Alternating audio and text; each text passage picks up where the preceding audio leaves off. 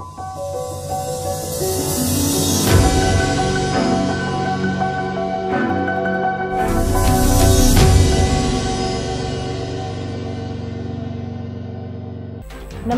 शुभ 24 news prime time में आपका स्वागत है। मैं आपके साथ अजय कुमारी। आइए रुक करते हैं आज की खबरों का।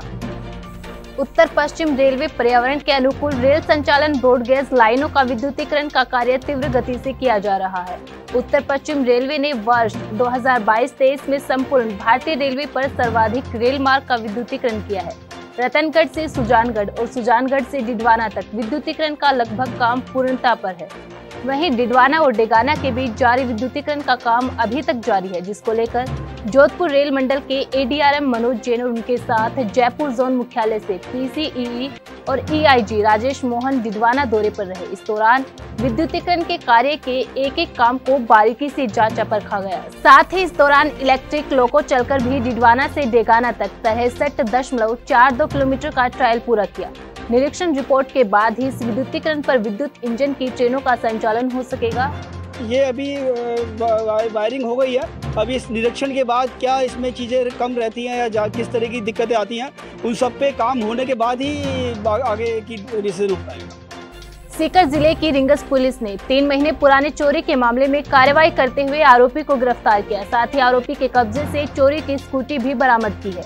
आरोपी को रिंगस न्यायालय में पेश किया गया, जहाँ से पुलिस को आरोपी की 1 दिन की रिमांड मिली। फिलहाल पुलिस आरोपी से पूछताछ कर रही है। जोधपुर में नाबालिग के साथ हुए गैंगरेप का मामला तूल पकड़ता जा रहा है। एक तरफ एबीवीपी के कार्यकर्ताओं का प्रदर्शन देखने को मिल रहा है और अब मामले में आम आदमी पार्टी के एससी विंग के प्रदेशाध्यक्ष के नेतृत्व में जोधपुर गैंगरेप मामले में जिला कलेक्टर को ज्ञापन सौंपा गया है। ज्ञापन में पंकज जाटिया ने मांग की है कि इस बच्ची को सरकारी नौकरी मिले, साथ ही 50 लाख का मुआवजा भी दिया जाए। साथ ही आजीवन उस बच्ची की सुरक्षा व्यवस्था की जाए। इस दौरान लवलेश, वरुण, दिलीप, हरीश और नवरत्न सोनी मौजूद रहे। देखिए, आज विद्यार्थी परिषद के कार्यकर्ता सांकेतिक रूप से यहाँ चक्का जाम करने के लिए पहुंचे थे जीसीए के बाहर, क्योंकि जो नाबालिग जो छात्रा थी ब्यावर की, तो उसके साथ में जोधपुर के जैनान विश्वविद्यालय में जो घटना घटित हुई गैंगरेप की, उसके जो दरिंदे उनको फांसी की सजा देने को लेकर हम लोग बैठे हैं। दूसरी हमारी मांग है, जो इसमें कांग्रेस के जो लोग हैं, चाहे उनके अधिकारियों पे दबाव बना के, कांग्रेस के जो सब पे दबाव बना के कोई भी काम हो रहा है, विद्यार्थी परिषद के कार्यकर्ताओं को टारगेट किया जा रहा है।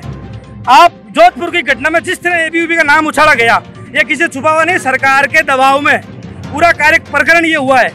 और अब हमारे को ये धक्के दिए गए, शांतिपूर्ण तरीके से हमारे को गाड़ियों में भरने की कोशिश की गई। विद्यार्थी परिषद का कार्यकर्ता कभी रुकने वाला नहीं है। आप हमें थाने में बंद कर लो, किसी में बंद कर लो, जहाँ गलत होगा वहाँ हम खड़े मिलेंगे। चाहे कैसी भी नौबत आए, बंद करे, गोली खानी पड़े, लाठी खानी पड़े, हम गलत के खिलाफ हमेशा विद्यार्थी परिषद पहले भी बोला है, अभी भी बोलेगा और आगे भी जहाँ भी गलत होगा वहाँ बोलेंगे। और ये सरकार का खिलाफ हमारा बड़ा आंदोलन जरूर होगा।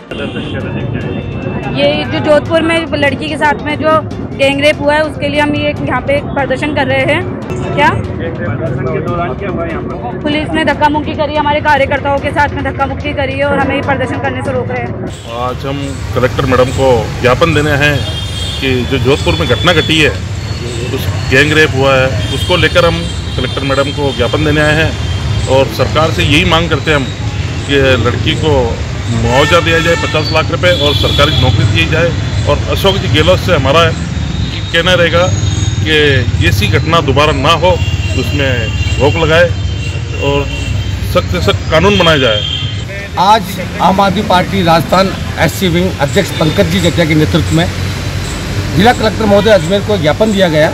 उस ज्ञापन में हम आम आदमी पार्टी ने ये मांग रखी है कि जिस लड़की के साथ गैंगरेप हुआ, उस लड़की को 50 लाख रुपए का मुआवजा दिया जाए और उस बच्ची को सरकारी नौकरी दी जाए, उस परिवार को सुरक्षा दी जाए। और हम आपके माध्यम से इस सरकार को कहना चाहते हैं कि गहलोत साहब के गृह क्षेत्र में अगर गैंगरेप की घटना घटती है, तो क्या अन्य जिलों में क्या घटना हो सकती है, जबकि गृह विभाग अशोक जी गहलोत के पास है और वो खुद इसके मुख्य सूत्रधार है। तो मैं गहलोत साहब से यही निवेदन करूंगा कि उस बच्ची के लिए जितनी आपसे हेल्प हो सकती है वो तो करनी है। उसके अलावा उस बच्ची को गवर्नमेंट की एक नौकरी दी जाए और 50 लाख रुपए का मुआवजा दिया जाए। नागौर जिले के पिलवा उप तहसील को परिसीमन में अजमेर जिले में शामिल करने के लिए पिलवा के हजारों ग्रामीणों ने कलेक्ट्रेट पर पहुंचकर प्रदर्शन किया। साथ ही कलेक्टर डॉक्टर भारती दीक्षित और संभागीय आयुक्त CR मीणा को ज्ञापन सौंपा।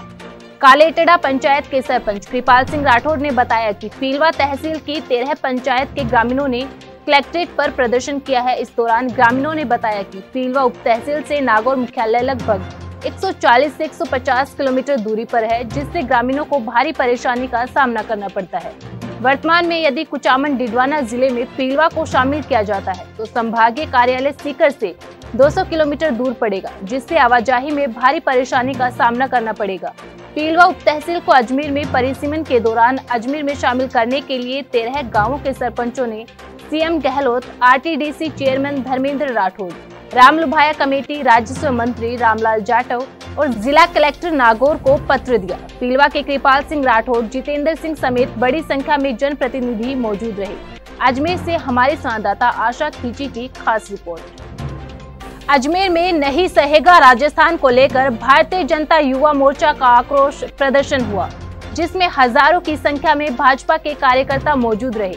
सभा में राष्ट्रीय अध्यक्ष तेजस्वी सूर्या, अलवर सांसद बालकनाथ, प्रदेशाध्यक्ष CP जोशी, अजमेर सांसद भागीरथ चौधरी ने इस दौरान पेपर लीक मामले में गहलोत सरकार पर जमकर निशाना साधा और कहा कि पेपर लीक होने से हजारों युवाओं के साथ खिलवाड़ हुआ है। इसके बाद सभी नेता और कार्यकर्ता सभा स्थल से RPSC कार्यालय का महाघेराव करने के लिए रवाना हुए। प्रदर्शन कर रहे लोगों को RPSC कार्यालय से करीब 500 मीटर पहले ही बैरिकेड्स लगाकर पुलिस के आला अधिकारियों ने रोक लिया। इस दौरान भाजपा युवा कार्यकर्ताओं की पुलिस जाब्ते के साथ धक्का मुक्की भी हुई, जिन्हें पुलिस ने लाठीचार्ज कर खदेड़ दिया। पुलिस लाठीचार्ज में भाजयुमो के प्रदेशाध्यक्ष अंकित चेची समेत 22 लोग घायल हो गए। सभी घायलों को GLN अस्पताल में भर्ती कराया गया। इसके साथ ही पुलिस प्रदेशाध्यक्ष CP जोशी, सांसद बालकनाथ, भाजयुमो राष्ट्रीय अध्यक्ष तेजस्वी सूर्या समेत अन्य कार्यकर्ताओं को पकड़कर ले गई। थोड़ी दूर ले जाने के बाद पुलिस ने सभी को छोड़ दिया। साथ ही तमाम बड़े नेता घायलों को देखने हॉस्पिटल पहुंचे। हॉस्पिटल के बाहर तेजस्वी सूर्या ने कहा, पुलिस ने हमारे कार्यकर्ताओं पर लाठियां बरसाई है। इस सरकार ने हिटलर शाही का रवैया अपनाया हुआ है, जिसे अब जड़ से उखाड़ फेंकना है। अजमेर से हमारे संवाददाता आशा खींची की खास रिपोर्ट। ये झूठ है, आपके सबके पास वीडियो कैमरास है। मैं आपसे निवेदन कर रहा हूं, जिस प्रकार से लाठी चार्ज किया गया इसको आप मीडिया में दिखाइए।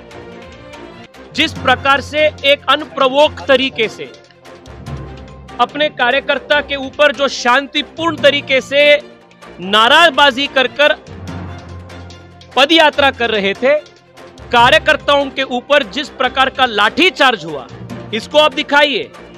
मैं फिर एक बार कह रहा हूं, ऐसे लग रहा है कि अशोक गहलोत जी ने ममता बनर्जी से प्रेरित हो चुका है और जिस प्रकार से लोकतंत्र को और पॉलिटिकल एक्टिविज्म को वेस्ट बंगाल में ममता बनर्जी दबाने का प्रयास करती है, अनडेमोक्रेटिक तरीके से वायलेंस को आगे कर पुलिस प्रशासन को आगे कर उसी प्रकार का एक अट्रोशियस रूल, एक ऑटोक्रेटिक रूल, एक तानाशाही रूल आज राजस्थान में भी अशोक गहलोत ने आज खड़ा कर चुका है।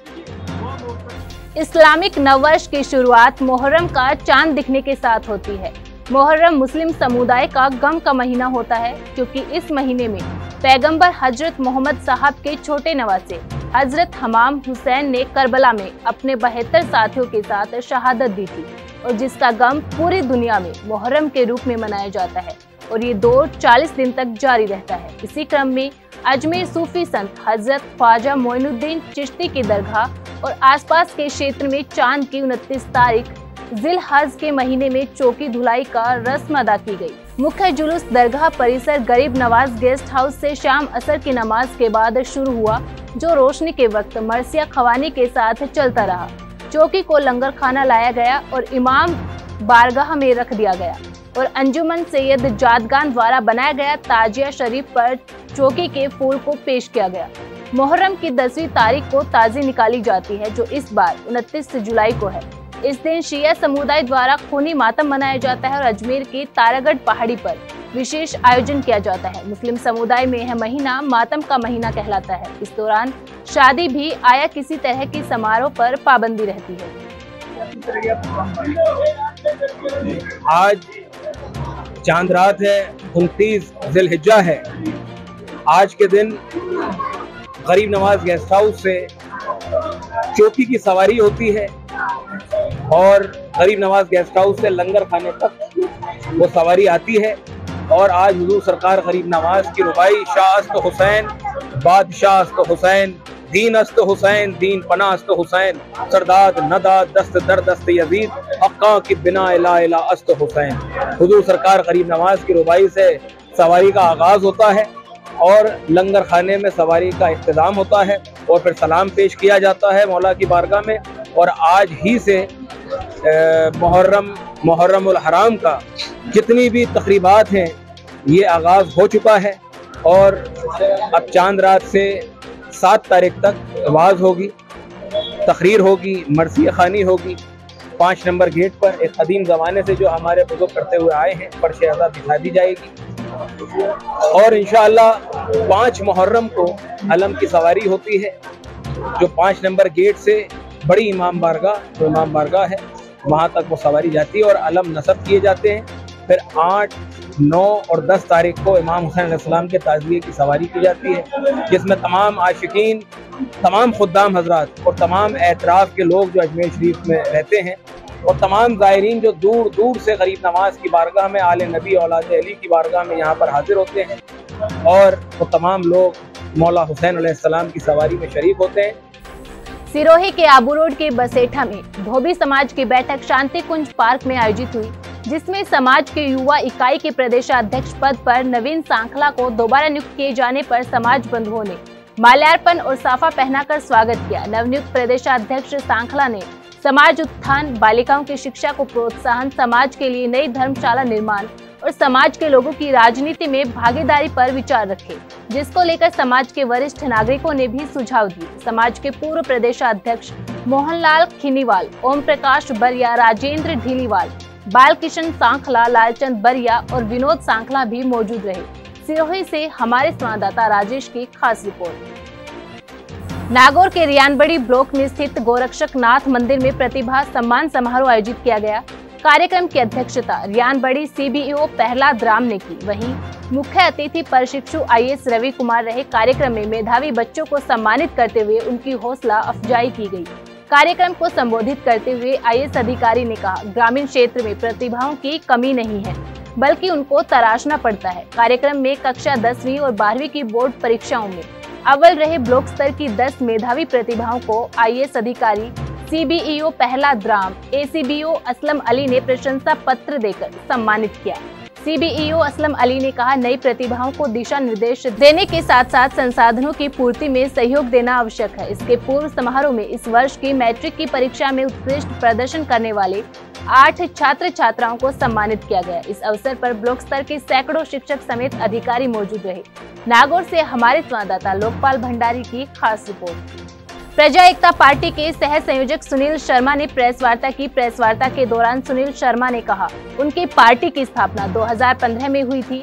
तब से ही उनकी पार्टी किसानों की आवाज को बुलंद करते हुए जन कल्याणकारी कार्यों में सहभागिता निभा रही है। इस बार राजस्थान विधानसभा चुनाव में 200 सीटों पर पार्टी अपने प्रत्याशी चुनाव में उतार कर सत्ता में आएगी। जिलाध्यक्ष शर्मा समेत कार्यकर्ताओं ने सालासर बालाजी मंदिर में प्रसाद चढ़ाकर और मन्नत मांगकर चुनावी यात्रा का बिगुल बजा दिया।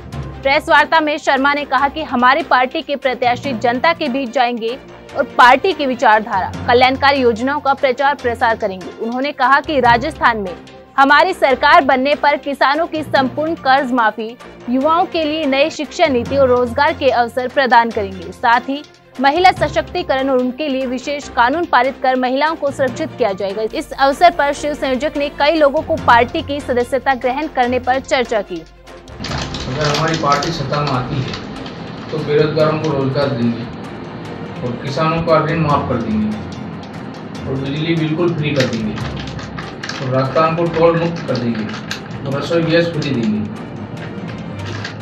और पत्रकारों के लिए जो सुरक्षा मांग कर रहे हैं वो कानून मांग कर रहे हैं। अगर ये पार्टी नहीं करती तो हम सत्ता आने के बाद में हम करेंगे। पार्टी प्रजा एकता पार्टी पद संयोजक, राजस्थान संयोजक मैं आपके बीच आकर आम आदमी तक ये बात पहुंचाना चाहता हूं कि हमारी पार्टी आगामी विधानसभा चुनाव में पूरे दम के साथ मैदान में उतरेगी, जिसके तहत राजस्थान के विधानसभा चुनाव में 200 सीटों पर प्रत्याशी खड़ा कर चुनाव लड़ेंगे और हमें आशा ही नहीं बल्कि राजस्थान की सरकार बनाएंगे। इस चुनाव यात्रा का हमारी पार्टी ने राजस्थान में बिगुल बजा दिया है और इसकी शुरुआत सालासर व खाटू श्याम जी मंदिर में प्रसाद चढ़ाकर मन्नत मांगकर पूरी की। आरएलपी सुप्रीमो हनुमान बेनीवाल का खनन माफियाओं के खिलाफ हल्ला बोल। हनुमान बेनीवाल और उनके समर्थक खनन माफियाओं के खिलाफ कार्रवाई और अवैध रूप से बजरी खनन को रोकने समेत अन्य मांगों को लेकर जयपुर सीएम हाउस का घेराव करने जा रहे थे। तभी पुलिस ने हनुमान बेनीवाल और उनके समर्थकों को NH52 पर स्थित बरखेड़ा टोल प्लाजा पर रोक दिया, जिससे नाराज होकर गुस्साए समर्थकों ने हाईवे पर कचरा जलाकर रोष जाहिर किया। साथ ही पुलिस प्रशासन के खिलाफ नारेबाजी की और प्रशासन पर तानाशाही का आरोप लगाया, जिसकी वजह से हाईवे पर जाम लग गए और कई किलोमीटर तक वाहनों की कतार लग गई। जाम में एम्बुलेंस समेत कई वाहन फंसे नजर आए, जिसके बाद डीसीपी योगेश गोयल और कंवर ने बेनीवाल और समर्थकों से बातचीत की। वार्ता के बाद बेनीवाल अपने समर्थकों के साथ सरकार से वार्ता के लिए जयपुर रवाना हो गए। इसके बाद पुलिस ने जाम खुलवाकर यातायात सुचारू करवाया। देखिए, हमने जयपुर कूच का कार्यक्रम किया था और हमारी ये 10वीं रैली है बड़ी राजस्थान में, 10वां बड़ा प्रदर्शन है कि प्रदेश के किसानों को सस्ती दर पे बजरी मिले। बजरी के माइंस जिस माफिया ने ले रखी है उसके पट्टे निरस्त हो, उसकी 78-82 जो माइंस है वो सारी निरस्त करें और जो बजरी माफिया के खिलाफ मुकदमे दर्ज हुए हैं उन तमाम मुकदमों में कार्रवाई हो। और शंकर मीणा हत्याकांड जो टोंक में हुआ था, अभी उसकी पूरी जांच नहीं हुई, ने उसको क्लेम मिला। ऐसे जितने भी मामले राजस्थान के अंदर उसको एक जगह इकट्ठे करके स्पेशल टीम बनके बजरी माफिया के खिलाफ कड़ी कार्रवाई करें। हमारा जयपुर कूच का शांतिपूर्ण प्रोग्राम था, लेकिन हमें शिवदासपुरा में लोकतांत्रिक तरीके से प्रदर्शन करें हजारों आरएलपी के कार्यकर्ताओं को जयपुर पुलिस कमिश्नर ने रोक दिया। हमारे आड़े ये ट्रक बसें लगा दी और किस तरीके से लोग परेशान हो रहे हैं। पुलिस ने खुद ही हाईवे जाम कर लिया। अब ये बताओ, ये हाईवे तो पुलिस ने जाम किया, हमने थोड़ा किया है। गाड़ियों की चाबियां निकाल कर, ये गलत है। लोकतंत्र के अंदर हमें जाने देना चाहिए था। हम कहीं कहीं बैठ के बात कर लेते, खुद बात करना चाहते हैं और हमारा मकसद है कि इसमें पुलिस की कोई भूमिका नहीं। ये तो सरकार का मामला है कि सरकार किस तरह बजरी के छोटे पट्टे किसानों को दे, बजरी की माइंस गिरफ्त करे और माफिया पे शिकंजा कसे। ये जिस वसुंधरा गहलोत के गठबंधन से माफिया राज जो राजस्थान में पनपा है, इसको कैसे खत्म करें, इसको लेकर आरएलपी लगातार सड़कों में लड़ रही है। विधानसभा में हमारे तीनों विधायकों ने जब बजरी के खिलाफ मामला उठाने का प्रयास किया तो उन्हें बोलने नहीं दिया। लोकसभा में मैं लगातार बजरी माफिया के खिलाफ आवाज उठाता रहता हूँ। आपको लड़ता हुआ कोई दिखेगा तो आरएलपी पार्टी का जवान सड़क से लेके और सांसद विधायक सदन में आपको लड़ते हुए। हम चाहते हैं कि बजरी माफिया का इलाज हो राजस्थान में। बात अपना आप करेगी सरकार, बात नहीं करेगी तो हम राजधानी को चारों तरफ से घेर लेंगे, सरकार के घुटने टिकाएंगे। मिल गया, मिला बात कर रहे हैं, बात देखिए। हम ये नहीं चाहते कि रात का टाइम है और अंधेरा है, आम जन परेशान नहीं हो। हम ये भी चाहते हैं, बच्चों में बच्चे बैठे हैं, एम्बुलेंस आ रही जा रही।